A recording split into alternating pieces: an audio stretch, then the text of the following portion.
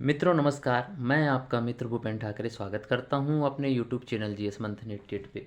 और आज का जो हमारा टॉपिक है वो है आपदा, जो कि एमपीपीएससी की प्रारंभिक परीक्षा की यूनिट 7 है उसके अंतर्गत दिया है, भारत में आपदा। तो हम बेसिकली पहले आपदा को समझेंगे कि आपदा होती क्या चीज़ है।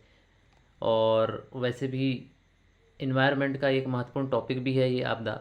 तो इसको हमको बड़े विस्तार से समझना है, क्योंकि इसका जो संबंध है वो हमारे जीवन से सीधा है। क्योंकि कोई भी इंसान कभी भी किसी भी आपदा से घिर सकता है। तो हम आपदा को समझेंगे कि एक्चुअल में आपदा होती क्या है। तो आपदा को बेसिकली अंग्रेजी में कहते हैं डिजास्टर, या इसको हम लोग सामान्य में कह ले तो विनाश या महाविनाश भी हम लोग इसको कह सकते हैं। आपदा एक आकस्मिक एवं प्रलयनकारी प्रकोप है। कैसा है आपदा? एक आकस्मिक एवं प्रलयनकारी। आकस्मिक मतलब अचानक से घटती है और काफ़ी प्रलय करती है, ये वाली बात है। यह एक प्रकार का प्रकोप है जो किसी समाज या समुदाय के कामकाज को गंभीर रूप से प्रभावित करता है या अस्त व्यस्त कर देता है। ठीक है। तो जो आपदा है एक प्रकार का क्या है, प्रकोप है जो आकस्मिक होता है और काफ़ी ये जो है प्रलयनकारी होता है। इससे मतलब काफ़ी लार्ज स्केल पर कहना चाहिए कि नुकसान होता है। ठीक है, मतलब बड़े पैमाने पर इससे नुकसान होता है। अब जैसे मैं इस टाइम अगर वीडियो शूट कर रहा हूँ तो जुलाई का महीना है, सीधी सी बात है। तो जुलाई का महीना में मैं वीडियो शूट कर रहा हूँ, तो अभी अब हमारे सामने सबसे बड़ी जो समस्या है या सबसे बड़ी जो आपदा है वो हमारे सामने बाढ़ है। ठीक है। हो सकता है कि आप में से बहुत से लोग बाढ़ रूपी आपदा से ग्रसित होंगे, है ना, या आजू बाजू आप बाढ़ की स्थिति देख रहे होगे, क्योंकि बाढ़ अपने आप में एक आपदा है, क्योंकि प्राकृतिक आपदा है ना। तो यही बात है कि जब इस टाइप की घटनाएं घटती हैं तो लोगों के कामकाज को भी वो प्रभावित कर देती है। लोगों की अर्थव्यवस्था इसमें ख़राब हो जाती है और कुछ लोग घर से बेघर हो जाते हैं। मतलब एक प्रकार की ये समस्या बहुत बड़ी है। ठीक। तो प्रभावित करता है, अस्त व्यस्त कर देता है, ये वाली बात है। तथा पर्यावरण एवं जान माल को व्यापक क्षति पहुंचती। स्वाभाविक सी बात है कि बहुत सारे लोग अपनी जान जोखिम में डालते हैं और बहुत सारे लोगों की जान इसमें चली भी जाती है ना, जब आपदा आती है तो। और पर्यावरण को भी बहुत लॉस होता है ना। अब लॉस कैसे होगा कि मान लो कहीं पे जंगल है और जंगल में अचानक से अगर बहुत तेज़ बाढ़ आती तो हो सकता है उसमें बड़े बड़े पेड़ जो पौधे होते हैं वो बहकर दूरी तक निकल जाते हैं ना। तो एक प्रकार से वहाँ पर ये इन्वायरमेंट का भी लॉस हो जाता है। तो कई इसके भयानक परिणाम होते हैं आपदा के, है ना। इसके अलावा देखिए, इस प्रकार आपदा एक संकटपूर्ण स्थिति है। इसका परिणाम मानवीय अधिवास में व्यापक विनाश होता है। मतलब मानव जिस जगह पे रहता है वहाँ पर ये बड़े पैमाने पर विनाश होता है। इसी को हम आपदा कहते हैं। अब संयुक्त राष्ट्र संघ के अनुसार जो है आपदा क्या है, इसकी परिभाषा हम लोग देख लेते हैं। आपदा मानव जाति व समाज के लिए गंभीर चुनौती। बिल्कुल सही बात है। आपदा एक बहुत बड़ी चुनौती है समाज के लिए या मानव जाति के लिए। आपदा से समाज में मानव सामग्री, आर्थिक एवं पर्यावरणीय नुकसान इतने बड़े पैमाने में होता है कि स्वयं के संसाधनों का उपयोग करते हुए भी इसका सामना करना प्रभावित समुदाय या समाज की क्षमता से बाहर होता है। वास्तव में सही बात है कि अगर कोई आपदा आती है तो आज भी हमारे पास में कोई ऐसा सिस्टम मौजूद नहीं है कि जो हम आपदा से लड़ सकें, है ना।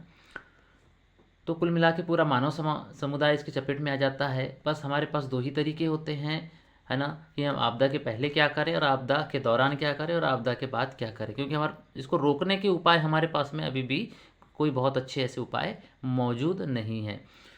सिर्फ आप आपदा में आप तमाशबीन बन सकते हो, क्योंकि प्रकृति से जो आपदा आती है या मानव जनित जो भी आपदाएं आती हैं उसमें मनुष्य सिर्फ और सिर्फ एक तमाशबीन बना रहता है। वो अपने सामने घटनाओं को होता देखता है और उसकी चपेट में आ जाता है। ठीक है। तो मानव इससे बचाव के कुछ कुछ उपाय कर सकता है, तो अभी हम लोग उसको आगे देखेंगे। ठीक है। तो यही बात है कि आपदा मानव जाति और समाज के लिए गंभीर चुनौती है।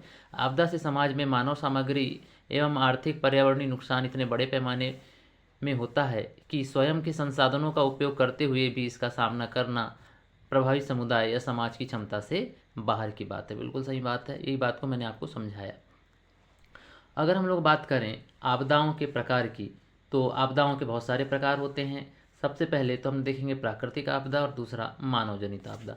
अब प्राकृतिक आपदाओं को अगर हम लोग देखें तो प्राकृतिक आपदाओं में एक होती है पार्थिव और दूसरी होती है पृथ्वीत्तर। ठीक। पार्थिव में अगर हम लोग देखें तो स्थल मंडल और वायुमंडल दो के कारण से आपदाएं आती हैं। तो अगर हम लोग स्थल मंडल की बात करें तो स्थल मंडल की जो होगी वो अंतर्जनित बलों के कारण उत्पन्न होगी। मतलब स्थल मंडल में जो आपदाएं आएंगी स्थल मंडल के कारण वो अंतर्जनित बल या एंडोजेनिक बल होगा वो, है ना। मतलब अंदर से जो लगने वाले बल हैं उनके कारण ये घटनाएं घटेंगी या आपदाएं आएंगी। जैसे भूकंप, ज्वालामुखी, भूस्खलन और सुनामी, ये सारी घटनाएं जो हैं ये स्थल मंडल के नीचे होने वाली हलचलों के कारण स्थल मंडल में उत्पन्न होती है। मतलब ये अंतर्जनित बल के कारण उत्पन्न होती हैं पार्थिव, है ना, लेकिन अंतर्जनित बल के कारण। उसके अलावा वायुमंडल से कौन कौन सी घटनाएं घट सकती हैं? बाढ़, सूखा, बादल फटना, ओलावृष्टि, वनों में आग लगना, शीतलहर चलना, बिजली कड़कना, ये सारी घटनाएं कैसी होती हैं? ये आपकी वायुमंडल में होती हैं, वायुमंडल के कारण होती है। इसके अलावा पृथ्वीतर को हम लोग देखेंगे तो ये होती हैं एक्सोजेनेटिक, मतलब ये बहिर्जनित बल के कारण होती हैं, जैसे उल्का पिंड का गिरना या धूमकेतु। इसके अलावा आकाशीय पिंडों का आपस में टकराना, ये सारी घटनाएं जो होती है पृथ्वीतर होती हैं, पृथ्वी के बाहर से घटित होती हैं। ठीक है।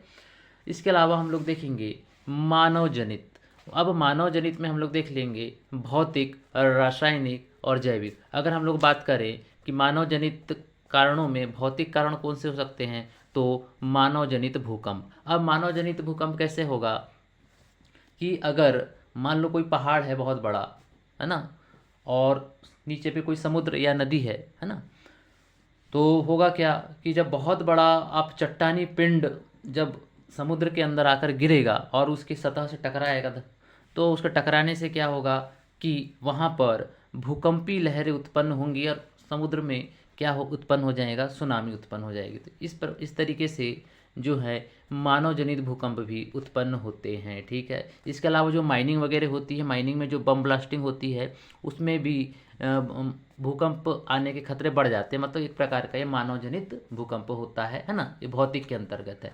और मानव जनित भूस्खलन, है ना, भूस्खलन का मतलब ये होता है कि मतलब मिट्टी का ढीला होकर उच्च क्षेत्र से निम्न क्षेत्र की ओर खिसलना, इसी को हम कहते हैं भूस्खलन या लैंडस्लाइड। अब ये मानव जनित कैसे होगा? मान लो अगर कोई मानव पहाड़ पे काम कर रहा है और वहाँ अगर खुदाई का काम चल रहा है तो ऑब्वियसली बात है कि वहाँ की मिट्टी ऑलरेडी ढीली होती है और वो गुरुत्वाकर्षण या ढाल के सहारे नीचे आने की कोशिश करेगी। तो इस तरीके से उस पर्टिकुलर प्लेस में मानव जनित भूस्खलन होने की संभावनाएं बढ़ जाती हैं। इसके अलावा अन्य में हम लोग देखें तो वनों में आग लगना, है ना, कई बार मनुष्य आग लगा देता है वनों में। इसके अलावा मिट्टी का कटाव होना, मनुष्य के कारण मिट्टी का कटाव होता है क्योंकि जो मनुष्य होता है वो अनियंत्रित रूप से अपने मवेशियों को चराता है, वनों को काटता है। तो इससे क्या होता है कि वहाँ पर मिट्टी को बांधे रखने वाली कोई ऐसी संरचना वहाँ मौजूद नहीं होती और जब पानी आता है तो वहाँ बहुत बड़ी मात्रा में सॉइल इरोजन या हम लोग कह लें मिट्टी का कटाव होता है ना। इसके अलावा जनसंख्या विस्फोट, इसमें तो मानव माहिर है। पूरे विश्व की आबादी लगभग 10 अरब के आसपास जा रही है, तो हम कह सकते हैं कि वास्तविक में जनसंख्या विस्फोट मानव कर रहा है ना। इसके अलावा हम लोग देखें रासायनिक में भोजन विषाक्तता, है ना, मतलब जो फूड टॉक्सिटी होती है उसमें भी मनुष्य का बहुत बड़ा हाथ है ना, कि कई प्रकार के मनुष्य अपने फ़ायदे के लिए बहुत सारी चीज़ों में केमिकल डालता है ना, तो उससे भोजन विषाक्तता होती है और बहुत सारे लोगों की इसमें जान जाती है। अब जहरीले गैसें, कई जगह से जहरीली गैसें निकलती हैं, है ना। अब जैसे खेतों में आप यूरिया सोडा डालते हो तो इसके कारण भी क्या होता है, उससे भी कुछ गैसें निकलती हैं। फिर बड़ी बड़ी जो फैक्ट्रियाँ होती हैं, रसायन फैक्ट्रियाँ, जिसका सबसे बड़ा उदाहरण है 2 से 3 दिसंबर 1984 को जो भोपाल में घटना घटी थी, है ना, और उसमें मिथाइल आइसोसाइनेट नाम की जो गैस का रिसाव हुआ उससे ना जाने कितने लोगों की मृत्यु हुई। उसका असर आज भी भोपाल के लोगों में नज़र आता है। इसके अलावा रसायन रिसाव भी होता है कई जगह से, तेल का रिसाव होता है। अब मान लो कोई बहुत बड़ा शिप है, अगर शिप का वो कंटेनर, अगर मान लो बहुत बड़ा शिप है, वो अगर उसने कंटेनर में अगर ऑयल लेके जा रहा है और कहीं से उसका ऑयल का रिसाव होकर अगर समुद्र में मिल गया तो समुद्र में रहने वाले जितने भी जीव हैं, मतलब वो वहाँ के इकोसिस्टम को प्रभावित कर देगा तेल, है ना, और इससे लार्ज स्केल पर वहाँ के जीव जंतुओं को बड़ा नुकसान होगा और वो मौत के घाट भी उतर सकते हैं। ठीक। अब नाभिकी जो रिएक्टर होते हैं, है ना, नाभिकीय रिएक्टर जो कि बिजली उत्पादन के लिए इनका इस्तेमाल किया जाता है, तो वहाँ से भी रेडियो एक्टिव पदार्थ जो रहते हैं तो उनसे भी रेडियो एक्टिवता जो होती है या रेडियो सक्रियता होती है उसके कारण भी काफ़ी लोगों को नुकसान पहुंचता है। ठीक है, रेडियोधर्मी पदार्थ होंगे तो उससे विकिरण उत्पन्न होगी और विकिरण के प्रभाव में जो आएगा वो झुलस जाएगा और झुलसने के कारण कई प्रकार के उसको रोग हो सकते हैं। ठीक है, मृत्यु भी हो सकती है। इसके अलावा बम विस्फोट भी होता है, मानव बम विस्फोट भी करता है, उसमें भी कई प्रकार की गैसेस निकलती हैं जो पर्यावरण के लिए काफ़ी ज़्यादा हानिकारक होती हैं। इसके अलावा जैविक में हम लोग देख लें तो जैविक में भी होती हैं कि बहुत सारी बीमारियां मानव पैदा करता है, जैसे कोरोना। कोरोना के अगर मूल में कोई था तो मानव ही था। इसके अलावा देख लेते हैं कीट संबंधी जो समस्या है, इसके पीछे मानव नहीं है, ये थोड़ा सा गलत लिखा गया है यहाँ पर। ये कीट संबंधी जो समस्या है, जो टिड्डी का हमला होता है, एक्चुअल में ये प्राकृतिक ही है, क्योंकि टिड्डी हमला करती है तो इसमें किसी मनुष्य का कोई इसमें रोल कॉल नहीं है, एक्चुअल में गलत लिखा है ना। इसके अलावा युद्ध, युद्ध भी कई किस्म के होते हैं कि परमाणु से आप युद्ध कर रहे हो। इसके अलावा जो बायोलॉजिकल वेपन्स यूज़ करते हैं हम लोग, जैविक हथियार, वायरस छोड़ दिए, बैक्टीरिया छोड़ दिए किसी देश के ऊपर। अगर आपने अजय देवगन और अरबाज खान वाली आपने एक मूवी देखी होगी कयामत, जो कि 2003 में आई थी, तो वहाँ पर इस बायोलॉजिकल वेपन के ऊपर बताया गया है ना। तो उसको कभी देखिएगा उस मूवी को, तो वहाँ पता चलेगा कि बायोलॉजिकल वेपन्स होते क्या हैं एक्चुअल में। इसके अलावा राजनीतिक, कई बार राजनीतिक स्थितियों के कारण भी युद्ध निर्मित हो जाते हैं, है ना। इसके अलावा रासायनिक एवं जैविक हथियारों का हमला होने की संभावना बढ़ जाती है जब ये राजनीतिक हलचल के कारण। इसके अलावा आपदा प्रबंधन हम लोग देख लें तो आपदा प्रबंधन क्या है, मतलब डिजास्टर मैनेजमेंट की हम लोग बात करें। आपदा जैसी समस्या को उचित ढंग से व विवेकपूर्ण ढंग से व चरणबद्ध ढंग से कम करने के उपायों पर काम करना तथा समस्या का उचित ढंग से प्रबंधन करना आपदा प्रबंधन कहलाता है। बिल्कुल सही बात है कि विवेकपूर्ण ढंग से व चरणबद्ध तरीके से, मतलब स्टेप बाय स्टेप हमको कैसे आपदा को कम करना है और उसके दौरान हमको क्या काम करना है, इस सारी प्रक्रिया को ही आपदा प्रबंधन कहा जाता है। अब हम लोग देखेंगे आपदा प्रबंधन का एक चक्र, एक साइकिल। सबसे पहली चीज़ों को हम लोग देखते हैं, आपदा के पहले हम क्या क्या चीज़ें करते हैं। सबसे पहले तो हम प्रिवेंशन करते हैं, इसको निवारण कहते हैं, निरोध कहते हैं, या रोकने हेतु उपाय, है ना। तो मतलब हम आपदा को रोकने हेतु या निवारण हेतु क्या क्या उपाय कर सकते हैं, तो सारे उपाय किए जाते हैं। इसके अलावा मिटिगेशन, या इसको समन या न्यूनीकरण कहते हैं, मतलब आपदा को कम करने के क्या क्या हमारे पास में उपाय हैं, उसी को हम मिटिगेशन या समन या न्यूनीकरण कहते हैं। इसके अलावा प्रिपेयर्डनेस, तत्परता या तैयारी, मतलब आपदा के पहले हमारी क्या क्या तैयारियां हैं आपदा से निपटने के लिए, उसी को हम कहते हैं प्रिपेयर्डनेस या तैयारी। अब आपदा आ गई है तो आपदा के दौरान आप क्या करोगे, सबसे पहले तो आप रिस्पॉन्स करोगे, प्रतिक्रिया करोगे, बहाली करोगे। ठीक है, रिस्पॉन्स होगा, इसको प्रतिक्रिया भी कहते हैं, इसी को बहाली कहते हैं। अब इस दौरान आप क्या करोगे, लोगों को चेतावनी दोगे कि भैया जल्दी जल्दी वो स्थान खाली करो, वहाँ से निकल जाओ। इसके अलावा आप भविष्यवाणी कर सकते हो कि भाई ये घटना अब यहाँ घट सकती है, तो इसके पहले ही आप क्या करो, उस स्थान को छोड़कर वहाँ से कहीं सुरक्षित स्थान पर चले जाओ। मतलब आप भविष्यवाणी भी कर सकते हो, चेतावनी दे सकते हो, भविष्यवाणी कर सकते हो। कब, जब आपदा के दौरान। इसके अलावा आप रिहेबिलिटेशन या पुनर्वास भी कर सकते हो, मतलब जब घटना घट गई, है ना, आपदा आ गई, उस दौरान आप रिहेबिलिटेशन करोगे, मतलब जो लोग फंसे हुए हैं उनको निकालने का काम करोगे, लोगों जो फंसे हुए हैं उन तक खाना पहुंचाओगे आप लोग, है ना, मतलब लोगों का रेस्क्यू करना है आपको। इसके अलावा जो लोग बेघर हो गए हैं तो उनको पुनर्स्थापित करने की भी यहाँ पर जिम्मेदारी होती है रिहेबिलिटेशन के दौरान, है ना। रिकॉन्स्ट्रक्ट, या इसको रिकंस्ट्रक्शन भी कहते हैं, मतलब पुनर्निर्माण करना। अब घटना घट गई है तो आपदा के दौरान हमको क्या काम करना है कि जो रेलगाड़ी के जो रेल मार्ग हैं जो प्रभावित हुए हैं उसको ठीक करना, ताकि लोगों के बीच में कनेक्टिविटी हो सके। इसके अलावा सड़क मार्ग में कोई बाधा आ गई है या वो टूट फूट गया है तो उसको हमको ठीक करना है। ये सारी जिम्मेदारी क्या किसकी होती है, ये रेस्क्यू टीम की होती है कि वो रिकंस्ट्रक्शन का भी काम करे, मतलब रेलगाड़ी, सड़क मार्ग, वायुयान, मतलब सारी चीज़ों को सुधारने का काम करे, है ना। अब आपदा के बाद हमको क्या करना है, डेवलपमेंट करना है, विकास करना है, सब चीज़ों को तैयार करना है ना। जो भी नुकसान हुआ है, हमारा टेक्निकल नुकसान हुआ है ना, जितना भी आर्थिक नुकसान हुआ, उस सबको फिर से हमको रीडेवलपमेंट करने का जो काम है या डेवलपमेंट करने का काम है वो कब होता है, आपका आपदा के बाद। तो इस तरीके से 3 चरण में होता है। आपदा के पहले पीएमपी, तो पीएमपी का मतलब यहाँ पी का मतलब प्रिवेंशन, एम का मतलब मिटिगेशन और पी का मतलब होता है प्रिपेयर्डनेस।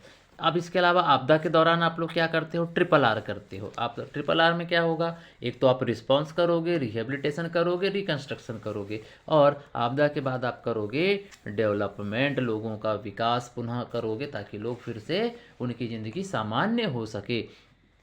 भारत में आपदा संबंधी प्रयास, इसमें कुछ संगठन व संस्थाएं हैं जिसमें नेशनल डिजास्टर मैनेजमेंट अथॉरिटी, या इसी को हिंदी में हम लोग कहते हैं राष्ट्रीय आपदा प्रबंधन प्राधिकरण, जो कि 2005 में आया था एक एक्ट के तहत, ठीक। और इस नेशनल डिजास्टर मैनेजमेंट प्राधिकरण का जो हेड होता है वो राष्ट्रीय स्तर पे कौन होता है, प्रधानमंत्री होता है या प्रधानमंत्री जी होते हैं। और जिले की अगर बात करें तो जो जिला आपदा प्रबंधन प्राधिकरण का जो हेड होता है वो उस क्षेत्र विशेष के कलेक्टर महोदय होते हैं, ठीक है। इसके अलावा एक्ट आया था, नेशनल डिजास्टर मैनेजमेंट एक्ट आया। हाँ, इस उसके अलावा अंतर्राष्ट्रीय सहयोग भी जो है उस पर्टिकुलर देश को मिलता है जहाँ पर आपदा आती है, ठीक। तो नेशनल डिजास्टर मैनेजमेंट जो एक्ट है वो 2005 में आया था। और कब आया था, 26 दिसंबर 2005 में। इसी दिन क्यों लाया गया था, क्योंकि इससे जस्ट एक साल पहले 26 दिसंबर 2004 को जो है सुनामी आई थी, है ना, हमारे साउथ में। उससे काफ़ी ज़्यादा मात्रा में जन और धन की हानि हुई थी उसमें। इसके अलावा हम लोग देखें सेकंड, तो जन सहभागिता जरूरी है इसमें, सिविल सोसाइटी का सहयोग जरूरी है। इसके अलावा आपदा प्रबंधन का भविष्य, मतलब तकनीकी के संदर्भ में बात हो रहा है, इन कंटेक्स्ट ऑफ, किसके कंटेक्स्ट में बात हो रही है यहाँ पर, ये टेक्नोलॉजी के संदर्भ में, मतलब हमारे पास में ऐसी टेक्नोलॉजी हम विकसित कर लें ताकि भविष्य में आने वाली आपदाओं को हम पहले ही भाप लें, तो इसलिए ये बात कही जा रही। अब हम लोग देख लेते हैं सुभेद्यता या दुर्बलता, या अंग्रेजी में इसको वल्नरेबिलिटी कहा जाता है। ये एक्चुअल में होता क्या है, किसी खास प्रकोप या आपदा के प्रति वहाँ के लोगों की दुर्बलता को प्रदर्शित करता है। बिल्कुल सही बात है।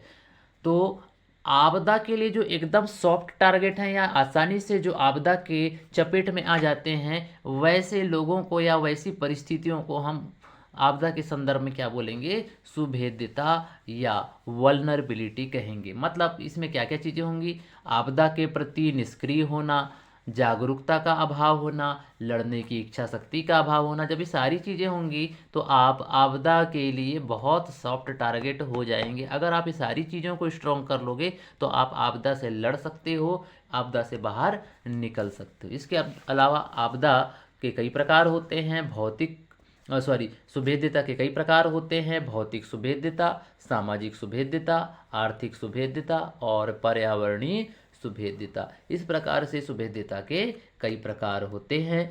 इस तरीके से आज का ये वीडियो समाप्त होता है, और आप लोगों से एक विनती है कि आप प्लीज़ मेरी वीडियो को लाइक करें, शेयर करें, सब्सक्राइब करें। मिलते हैं फिर नेक्स्ट वीडियो में। जय हिंद, जय भारत, जय श्री राम।